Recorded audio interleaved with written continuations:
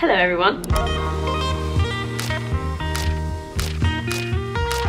I'm facing my window, which is right in front of a road that everyone ever walks down. So I feel like I'm presenting this to the world, which is quite amusing. Welcome back to my channel. Today I'm gonna go through with you all of my style inspiration for this year. The battery is gonna die.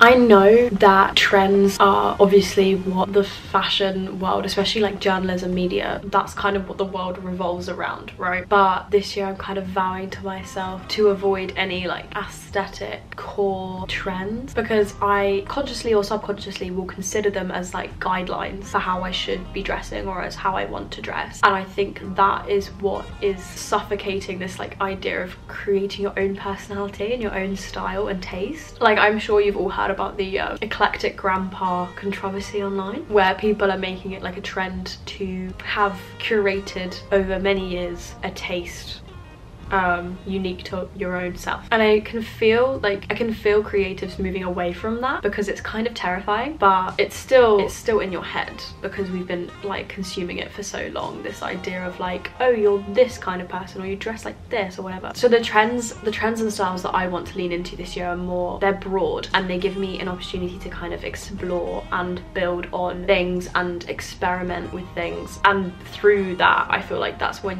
I'm gonna start like really understanding what I like to wear.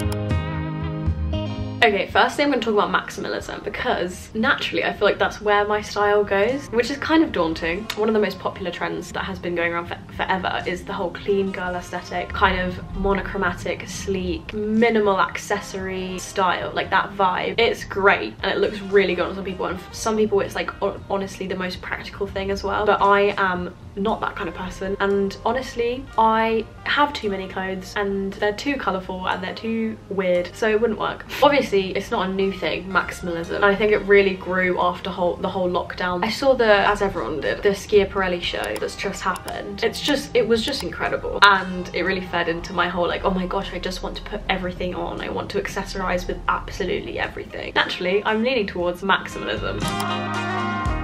Okay, firstly I want to talk about layering and mixing colours and textures, because that's like, I think, the most accessible way to explore maximalism, because you can use things that you already have. It's very much like just whack on all your clothes and see what fits, see what works. I've always been quite a colourful dresser, but I want to just take that a step further and just kind of experiment with layering loads of possibly clashing colours on top of each other and just kind of have so much fun with that. I'm loving the coloured tights at the minute. That's fabulous. Like, let's keep that around. That's a really good way to play with colour. It doesn't even matter what they go on underneath. It's just a great idea. I also feel like with the obsession with trends and like aesthetics and cores, it means that you kind of get stuck in this, like in the rule book of it. So you kind of feel like, oh, I can't wear that because that's not my aesthetic. That's not the core I'm going for. And I've actually always subconsciously struggled with this. I want to scrap that, because I feel like maximalism really leans into that. Like, you can mix it all up, having lovely lacy dresses on top of like big black boots or a black dress. I love how it allows you to mix and match themes.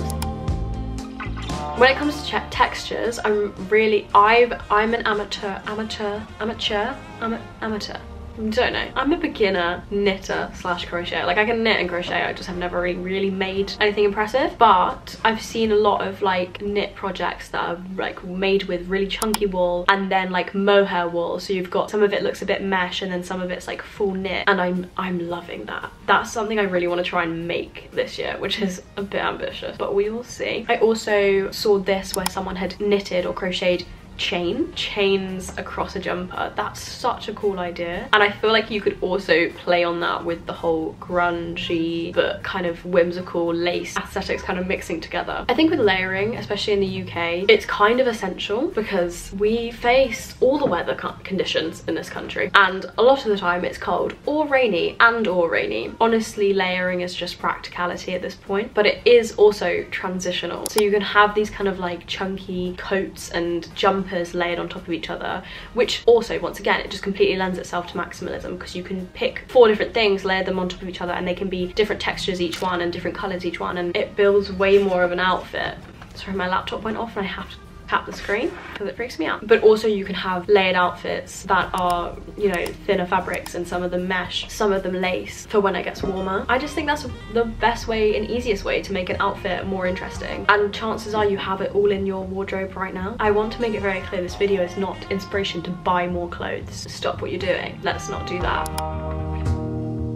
Secondly, I want to talk about like the fine details in clothing that can really lend itself to customization and creating like a personal style. It also, I love a craft, I love a DIY. So for me, this is just an opportunity for another project. But things such as customizing bags, this is a big thing that and shoes, customizing anything with beads and chains and embroidery or bows and ribbons. Like, I love that we are now really leaning into the trend of making things our own and upcycling things, because let's hope that's where we're all going, that's where we're all headed. But I've seen like people rebuttoning their shirts with like really cool buttons that they found, or adding frills around the pocket on a jean, frills on the bottom of your jeans, like pleated jeans. Genius. If I am buying new pieces, which I only now buy secondhand clothes, but if I am buying a new piece, I will be like looking specifically for details that make it completely different to something I've seen before. Like, I saw this dress and I was like, this is the detail that I'm talking about, where like it's like a drawstring in the middle of the dress right here. Really random, looks incredible, love it.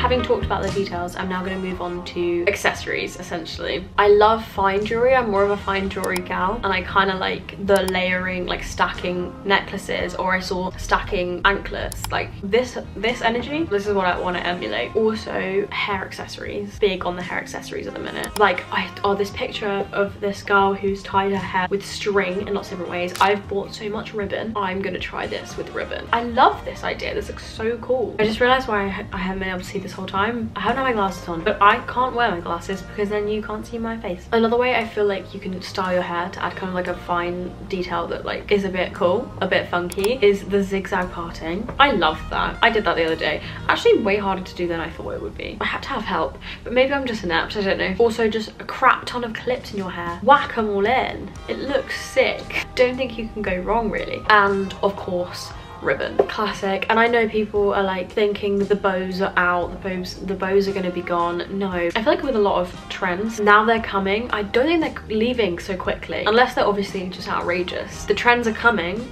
they're realizing they like that trend actually, and they actually do think that suits them and it reflects their taste, and then they're holding on to it because that's how it should go. So let's not even feed into the whole, oh, but that's going to be over soon. If you like it, keep wearing it. Having said all of everything about maximalism and how obviously it leans really into this whole creating your own style, a lot of the time a simple, well-made, well-structured silhouette is statement enough, and I can really appreciate those kind of pieces. And I think if I am to not accessorize so much, it would be with these pieces. I think if you mess around enough with the style itself, like the fundamentals of the clothing, it's not necessary to add all of the other stuff. I'm not saying you can't do it all. And just like a simple dress silhouette, this dress in particular, really, I want to make one of these. I don't know if I have it in me, but that might be just like a random goal of 2024, is to make this kind of dress. I love a dress with a low-waisted skirt. I am thinking about that dress with big chunky lace-up boots, but anyway. And then the laces are ribbons, fun. Anyway, I also do want to preach, don't buy clothes that don't fit you. Don't buy those aspirational clothes like, oh, well, by the end of this year, this will fit me. No, just buy clothes that fit you. That was my 2024 fashion inspiration. If you have any more thoughts or like styles that you want to lean into this year, please let me know. And I hope you enjoyed, and I'll see you next week. Ciao!